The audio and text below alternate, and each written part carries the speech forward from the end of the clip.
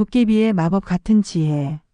장작 한 단으로 천냥의 가치를 만들고 톡한 병을 단번에 고치는 신기한 방법을 알려주는 도깨비를 만난다면 어떨까요?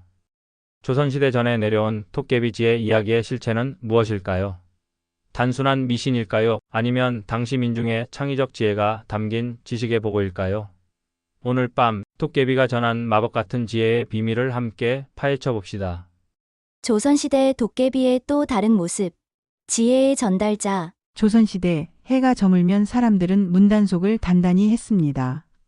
어둠 속에서 도깨비가 나타난다는 이야기가 있었기 때문입니다. 그러나 도깨비에 관한 모든 이야기가 두려움만을 주는 것은 아니었습니다. 민간에서는 또 다른 종류의 도깨비 이야기가 전해 내려왔습니다. 그것은 바로 지혜를 전해주는 도깨비에 관한 것이었습니다. 어둠 속에서 나타난 도깨비가 내게 이상한 씨앗을 주었다네. 처음에는 당황했지만 그 씨앗을 심었더니 한 해 농사가 크게 풍년이 들었다오. 강원도 산골의 한 주막에서 노인이 들려주는 이야기에 사람들은 귀를 기울였습니다. 이것은 단순한 이야기가 아니라 실제로 많은 지역에서 전해 내려오는 도깨비 전설의 한 유형이었습니다. 도깨비는 말이야, 단순히 사람을 놀라게 하고 장난치는 존재만이 아니라네. 그들은 때로 인간에게 특별한 지혜를 전해주기도 한단다. 노인의 말에 주막 안의 사람들은 고개를 끄덕였습니다. 조선시대 민간에서는 도깨비가 특별한 지식이나 기술을 인간에게 전수해준다는 이야기가 널리 퍼져 있었습니다. 이러한 이야기들은 특히 어려운 시기에 더욱 활발하게 전해졌습니다. 그럼 도깨비는 왜 인간에게 지혜를 전해준다는 건가요? 도깨비도 인간을 싫어한다고 하지 않습니까? 호기심 많은 젊은이의 질문에 노인은 의미심장한 미소를 지었습니다. 모든 도깨비가 인간을 싫어하는 것은 아니라네. 어떤 도깨비들은 인간과 함께 살았던 경험이 있고 어떤 이들은 원래 인간이었다가 도깨비가 된 경우도 있지. 그들은 인간의 고통을 이해하고 도움이 필요한 이들에게 특별한 지혜를 전하는 것이라네. 이것은 한국 도깨비 신화의 독특한 측면을 반영합니다. 서양의 고블린이나 일본의 오니와 달리 한국의 도깨비는 인간과 더 복잡한 관계를 맺고 있었습니다. 그들은 단순한 괴물이 아니라 때로는 인간의 동반자이자 스승의 역할을 했던 것입니다. 내가 젊었을 때 들은 이야기로는 우리 마을의 유명한 의원 최 선생이 자신의 의술을 도깨비에게서 배웠다고 하더군. 밤중에 산에서 길을 잃었다가 도깨비를 만났는데 그 도깨비가 약초를 구별하는 법과 특별한 치료법을 가르쳐 주었다는 거야.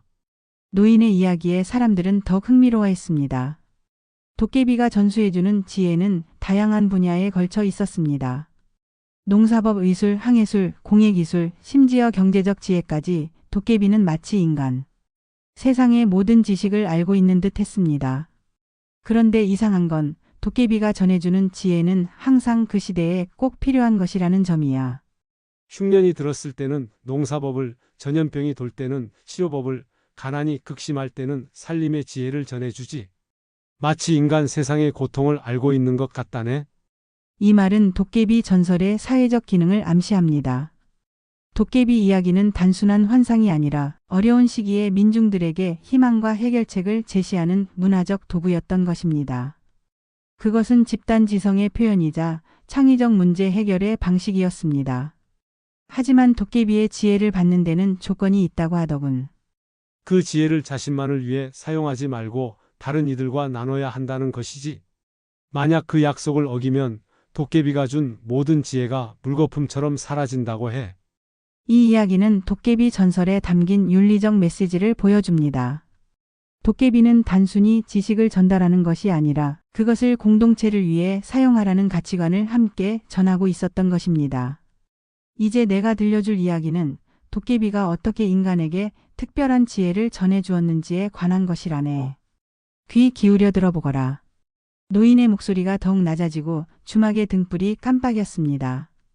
사람들은 숨을 죽이고 노인의 이야기에 빠져들기 시작했습니다. 이제부터 펼쳐질 이야기는 조선시대 도깨비가 인간에게 전해준 마법 같은 지혜에 관한 것, 그리고 그 지혜가 어떻게 세상을 바꾸었는지에 관한 것입니다. 땅의 지혜. 도깨비가 농부에게 전수한 신비한 농사법. 조선 중기 전라도 남쪽의 작은 마을에 박서방이라는 가난한 농부가 살고 있었습니다. 그는 부지런하고 성실했지만 그의 땅은 메마르고 돌이 많아 매년 농사가 잘 되지 않았습니다. 더구나 그에는 극심한 가뭄이 들어 마을 전체가 식량 부족으로 고통받고 있었습니다. 아이고 올해도 농사를 망치면 우리 가족은 굶어 죽을지도 모르겠구먼. 박서방은 한숨을 쉬며 메마른 밭을 바라보았습니다. 해가 저물고 있었지만 그는 집에 돌아갈 수 없었습니다. 어떻게든 땅에서 작물을 거둬야만 했기 때문입니다. 밤이 깊어지자 갑자기 어디선가 이상한 빛이 보였습니다. 처음에는 달빛이 반사된 것인가 싶었지만 그 빛은 점점 커지더니 이내 사람의 형상을 띠기 시작했습니다. 박서방은 두려움에 떨었지만 도망칠 힘조차 없었습니다. 박서방, 그렇게 한숨만 쉬고 있으면 농사가 절로 될 것 같소? 빛의 형상이 말을 걸어왔습니다. 가까이서 보니 그것은 뿔이 난 키 큰 사내, 즉 도깨비였습니다. 박서방은 더욱 겁에 질렸지만 도깨비의 목소리에는 의외로 따뜻함이 느껴졌습니다. 두려워 마시오. 내가 당신을 해치러 온 것이 아니오. 오히려 도움을 주러 왔소. 도깨비의 말에 박서방은 의아해했습니다. 도깨비가 인간을 돕는다는 이야기는 들어본 적이 없었기 때문입니다. 내가 보니 당신은 부지런하고 정직한 사람이오. 그런데 이 땅이 너무 메마르고 방법을 모르니 고생이 많구려. 내가 특별한 농사법을 알려주겠소. 도깨비는 박서방에게 가까이 오라 손짓했습니다. 그리고는 땅에 무릎을 꿇고 손으로 흙을 만지기 시작했습니다. 이 땅은 겉으로 보기에 메마르지만 사실 아래에는 풍부한 물줄기가 있어. 문제는 그 물이 너무 깊어 작물의 뿌리가 닿지 않는다는 것이오. 도깨비는 땅을 파더니 작은 구멍을 여러 개 만들었습니다. 이렇게 깊은 구멍을 파고 그 안에 이 특별한 씨앗을 심으시오. 도깨비는 주머니에서 박서방이 한 번도 본 적 없는 이상한 씨앗을 꺼냈습니다. 그것은 마치 작은 구슬처럼 빛났습니다. 이 씨앗은 뿌리가 매우 깊게 자라 땅 속 깊은 곳에 물을 끌어올릴 수 있어. 그리고 이 식물이 자란 땅은 다음 해에 어떤 작물이든 잘 자라게 될 것이오. 박서방은 반신반의하며 도깨비의 지시대로 씨앗을 심었습니다. 그러자 도깨비는 이어서 더 놀라운 농사법을 알려주기 시작했습니다. 당신의 땅에는 돌이 많소. 하지만 이 돌들은 버릴 것이 아니라 오히려 활용해야 하오. 돌을 이렇게 작은 담처럼 쌓으면 낮에는 열을 머금었다가 밤에 서서히 방출하여 작물을 서리로부터 보호해 줄 것이오. 도깨비는 또한 작물을 심는 깊이, 씨앗 사이의 간격, 심지어 달의 위치에 따른 파종 시기까지 세세하게 알려주었습니다. 그것은 박서방이 들어본 적 없는 농사법이었지만 도깨비의 설명은 매우 논리적이고 이해하기 쉬웠습니다. 그리고 마지막으로 이 풀을 보시오. 사람들은 이것을 쓸모없는 잡초라고 생각하지만 사실 이 풀은 토양을 비옥하게 만드는 놀라운 능력이 있어. 이것을 썰어서 땅에 섞어 넣으면 다른 작물이 훨씬 잘 자랄 것이오. 도깨비가 가리킨 것은 사람들이 항상 제거하던 흔한 들풀이었습니다. 하지만 도깨비의 설명을 듣고 보니 그 풀이 새롭게 보였습니다. 이 모든 방법을 따르면 당신의 땅은 내년부터 마을에서 가장 비옥한 땅이 될 것이오. 하지만 한 가지 약속을 해주시오. 이 지식을 혼자만 간직하지 말고 어려움에 처한 다른 농부들에게도 가르쳐 주시오. 박서방은 감격해서 연신 고개를 끄덕였습니다. 도깨비는 미소를 지으며 마지막 조언을 남겼습니다. 자연은 인간에게 많은 것을 주고 있어. 중요한 것은 그것을 어떻게 보고 이해하느냐는 것이오. 자연의 지혜를 존중하면 자연도 당신을 돕게 될 것이오. 말을 마친 도깨비는 빛으로 변해 사라졌고 박서방은 그 자리에 홀로 남았습니다. 처음에는 꿈을 꾼 것이 아닌가 싶었지만 그의 손에는 여전히 도깨비가 준 신비한 씨앗이 들려 있었습니다. 다음 해 놀랍게도 박서방의 농사는 대풍이 들었습니다. 극심한 가뭄 속에서도 그의 밭에서만 작물이 싱싱하게 자랐고 수확량은 예년의 3배에 달했습니다. 마을 사람들은 모두 놀라워했고 박서방은 약속대로 도깨비에게서 배운 농사법을 모든 이웃들에게 가르쳐 주었습니다. 이 이야기는 전라도 지역에서 널리 퍼졌고 그 농사법은 도깨비 농법이라는 이름으로 여러 세대에 걸쳐 전해 내려왔습니다. 그것은 지금 우리가 알고 있는 유기농 농업, 돌충혈 농법, 녹비작물 활용 등의 원리를 담고 있었던 것입니다.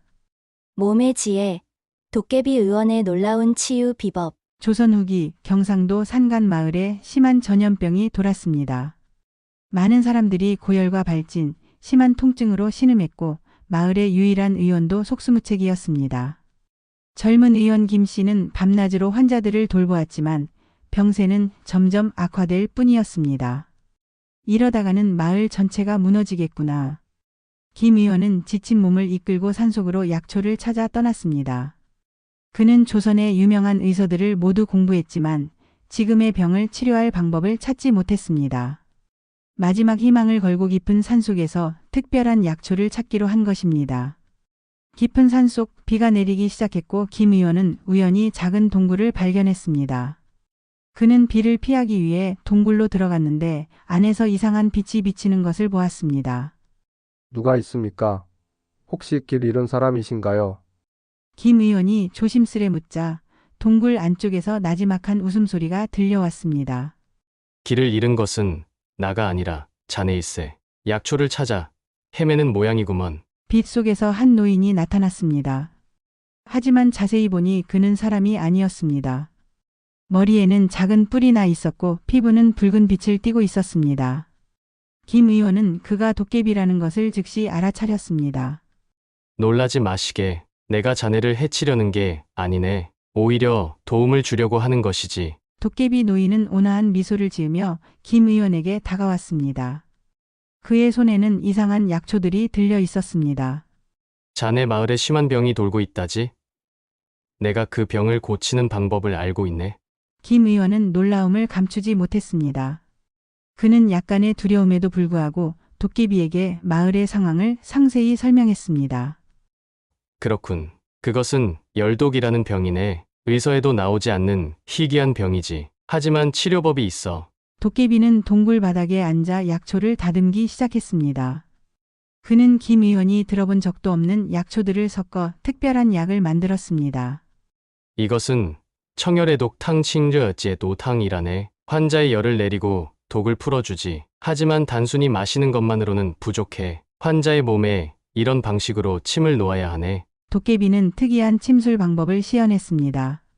그것은 전통적인 침술과는 달랐고 특정 혈자리를 독특한 순서로 자극하는 방식이었습니다. 그리고 이 찜질법도 중요하네. 이 약초를 끓인 물에 천을 적셔 환자의 발과 손목에 감아주게. 이렇게 하면 독이 몸 밖으로 빠져나갈 것이네. 김 의원은 도깨비의 가르침을 하나하나 주의 깊게 기억했습니다. 그는 평소 배운 의학 지식과 비교해 보았는데 도깨비의 방법은 낯설었지만 논리적으로 이해할 수 있었습니다. 하지만 이 병의 근본 원인은 물이라네. 마을의 우물이 오염되었을 가능성이 높아. 모든 물은 반드시 끓여 마셔야 하고 이 약초를 우물에 넣어 정화시켜야 해. 도깨비가 건넨 약초는 마치 작은 이끼처럼 생겼지만 독특한 향기가 났습니다. 김 의원은 이 모든 지식이 새롭고 놀라웠습니다. 이 모든 방법을 따르면 열흘 안에 마을 사람들이 회복될 것이네. 하지만 한 가지 약속을 해주게. 이 지식을 결코 혼자만의 비법으로 간직하지 말고 다른 의원들에게도 가르쳐 주게. 병은 언제 어디서든 다시 발생할 수 있으니까. 김 의원은 진심으로 고개를 숙이며 감사의 인사를 전했습니다. 도깨비는 미소를 지으며 마지막 조언을 남겼습니다. 치료의 핵심은 약이 아니라 이해라네. 병의 원인을 이해하고 몸과 자연의 균형을 회복시키는 것이 진정한 치유의 길이지. 도깨비는 그렇게 말한 후 동굴 깊숙이 사라졌고 김 의원은 도깨비가 알려준 약초와 지식을 가지고 서둘러 마을로 돌아갔습니다. 놀랍게도 도깨비의 치료법은 즉각적인 효과를 보였습니다. 환자들의 열이 내리고 발진이 가라앉기 시작했으며 우물을 정화한 후에는 새로운 환자도 더 이상 발생하지 않았습니다. 열흘이 지나자 마을은 완전히 회복되었고 사람들은 김 의원을 기적의 의사라고 칭송했습니다. 김 의원은 약속대로 도깨비에게서 배운 치료법을 상세히 기록하여 다른 의원들에게 전수했습니다. 그 기록은 후에 도깨비 이방이라는 이름으로 알려졌고 조선 후기 의학의 발전에 큰 영향을 미쳤다고 합니다. 이 이야기는 경상도 지역에서 널리 퍼졌고 도깨비가 전한 의술은 현대의학에서 보면 위생관념, 해열요법, 독소 배출법, 수질 정화 등의 원리를 담고 있었던 것으로 해석됩니다.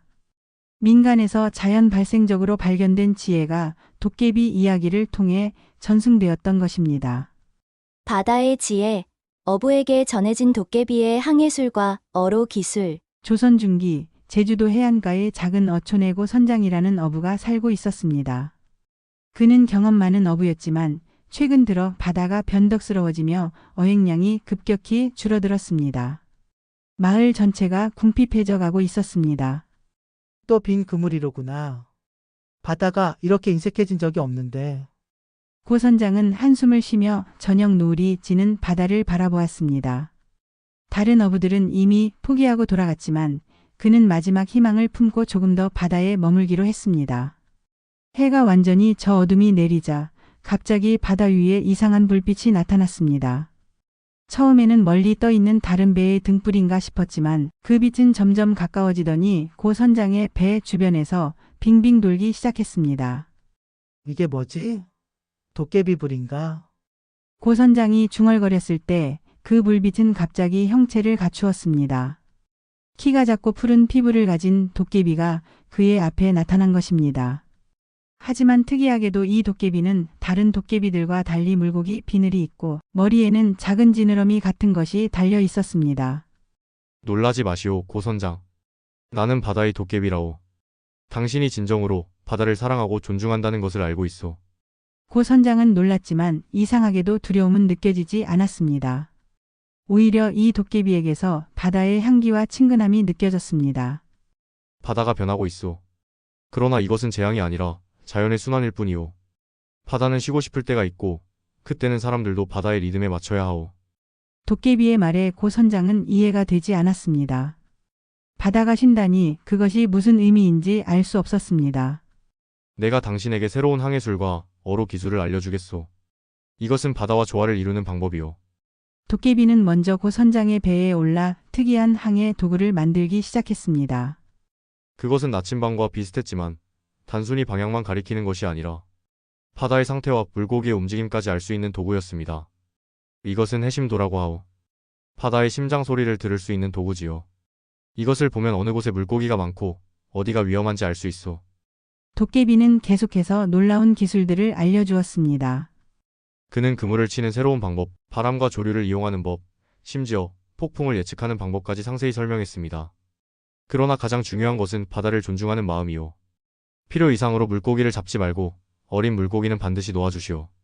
그래야 내년에도 그 다음 해에도 계속해서 물고기를 잡을 수 있어. 도깨비는 또한 특별한 지도를 그려주었습니다.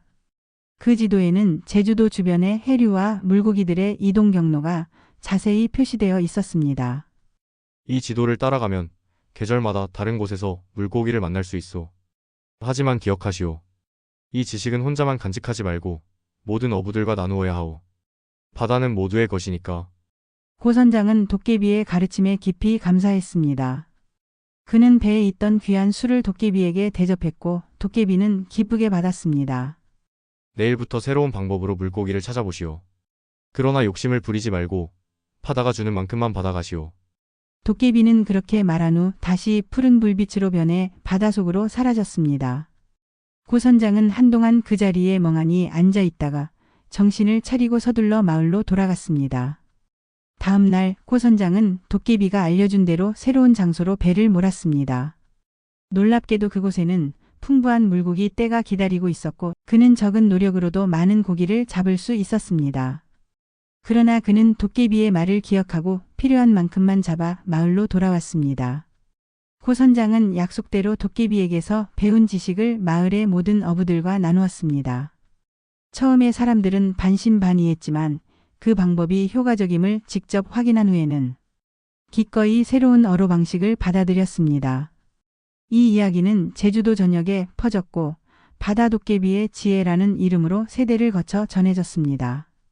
그것은 오늘날의 관점에서 보면 지속 가능한 업, 해양 생태계, 보존, 해류와 기상 패턴의 이해 등 해양 과학의 기초를 담고 있었던 것으로 해석됩니다. 살림의 지혜, 가난한 가정을 부유하게 만든 도깨비의 경제학. 조선 후기 한양 외곽의 가난한 동네에 윤 씨라는 과부가 어린 두 아이와 함께 살고 있었습니다. 남편이 병으로 세상을 떠난 후 그녀는 하루하루 바느질로 겨우 낀 일을 이어가고 있었습니다. 그러나 점점 더 심해지는 가난에 윤 씨는 절망하기 시작했습니다. 이러다가는 아이들까지 굶겨 죽이게 될 것 같구나. 윤 씨는 밤늦게까지 바느질을 하다가 지쳐 잠이 들었습니다. 그날 밤 그녀는 이상한 꿈을 꾸었습니다. 꿈속에서 작은 도깨비가 나타나 그녀에게 말을 걸었습니다. 윤 씨, 그렇게 슬퍼하지 마시오. 내가 당신에게 살림의 지혜를 알려주겠소. 다음 날 아침 윤 씨는 꿈을 선명하게 기억했습니다. 평소 같으면 그저 꿈일 뿐이라고 생각했겠지만 이상하게도 그녀의 방 한구석에 작은 보따리가 놓여 있었습니다. 조심스럽게 보따리를 풀어보니 안에는 이상한 씨앗들과 함께 작은 두루마리가 들어 있었습니다. 두루마리를 펼쳐보니 살림의 지혜라는 제목 아래 상세한 설명이 적혀 있었습니다. 그것은 꿈에서 본 도깨비가 약속한 지혜였습니다. 첫 번째 지혜는 작은 것에서 큰 것을 만드는 법이었습니다. 보따리 속의 씨앗은 특별한 삼배 씨앗으로 적은 양의 물과 거름으로도 빠르게 자라 질 좋은 섬유를 생산할 수 있었습니다. 두루마리에는 이 삼배로 특별한 직물을 짜는 방법이 자세히 설명되어 있었습니다. 이 씨앗을 뒤뜰에 심고 설명대로 직물을 만들면 평범한 3배보다 3배의 가치를 얻을 수 있을 것이오. 윤 씨는 반신반의하며 씨앗을 심었고 두루마리의 지시대로 특별한 방식으로 삼배를 재배하고 가공했습니다. 놀랍게도 그렇게 만든 삼배는 일반 삼배보다 훨씬 부드럽고 질겨서 시장에서 높은 가격에 팔릴 수 있었습니다. 두 번째 지혜는 버려진 것에서 가치를 찾는 법이었습니다. 두루마리에는 사람들이 버리는 헌옷이나 천조각으로 실용적이면서도 아름다운 물건을 만드는 방법이 적혀 있었습니다. 사람들이 버리는 것 속에도 보물이 있어. 헌천으로 이런 방식의 조각보를 만들면 양반가의 사람들도 탐낼 만한 물건이 될 것이오. 윤 씨는 동네 사람들에게서 헌 천을 모아 두루마리에 설명된 독특한 패턴과 바느질 기법으로 조각보를 만들기 시작했습니다. 그녀가 만든 조각보는 일반적인 것과는 달리 특별한 문양과 색감을 가지고 있어 곧 한양에서 인기 있는 물건이 되었습니다. 세 번째 지혜는 작은 돈으로 큰 돈을 만드는 법이었습니다.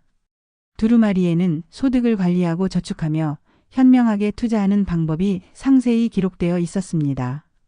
매일 버는 돈의 10분의 1은 반드시 모아두시오. 그리고 그 돈으로 다음 계절에 필요한 물건을 미리 사두면 2배의 이익을 얻을 수 있을 것이오. 윤 씨는 이 조언을 충실히 따랐습니다.